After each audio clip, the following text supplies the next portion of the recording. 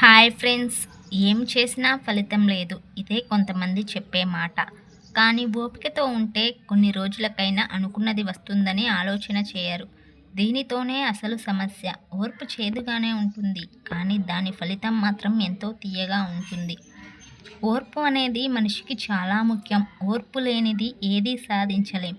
ఒక్కోసారి ఓపికతో లేకుంటేనే సమస్యలు వస్తాయి. నిర్ణయాలు కఠినంగా తీసుకుంటాం, అవే మిమ్మల్ని ఓటమి వైపు తీసుకెళ్తాయి. అందుకే ఓర్పు అనేది ఖచ్చితంగా ఉండాలి. సుఖంగా గమ్యానికి చేరుతున్నామంటే ఓర్పు నేర్పు బండి చక్రాల్లాంటివే. అందుకే ఓర్పుతో నేర్పుగా ముందుకు సాగాలి. ఓపిక లేకుంటే కోపం కూడా పెరిగిపోతుంది.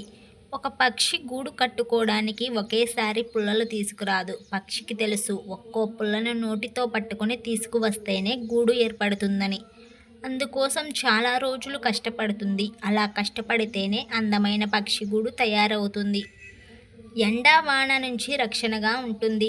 పక్షికి ఓర్పుతోనే అంత చక్కటి గూడు కట్టుకుంటుంది. అందులోనే గుడ్లు పెడుతుంది, పిల్లలను చూసుకుంటుంది.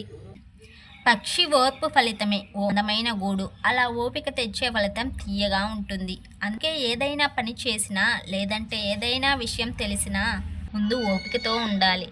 లేదంటే కోపం చిరాకు పెరిగిపోతుంది. పరీక్ష రాసిన వెంటనే ఫలితాలు రావు కదా. మీరు ఏదైనా పని చేసిన వెంటనే ఫలితం రావాలని లేదు కదా.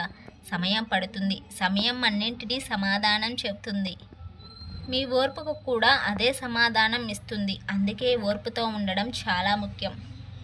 ఓ విత్తనం మొలకెత్తాలంటే భూమిలో ఎంతో ఓర్పుతో ఉండాలి. ఓటమిని ఓడించేందుకు కావాల్సింది ధైర్యం కాదు, ఓర్పు. చీమను చూసి క్రమశిక్షణ నేర్చుకో, భూమిని చూసి ఓర్పు నేర్చుకో, చెట్టును చూసి ఎదుగుదల నేర్చుకో, నీ చుట్టూ ఉన్న వాళ్ళను చూసి వారి సుగుణాలను నేర్చుకో. Thanks for watching.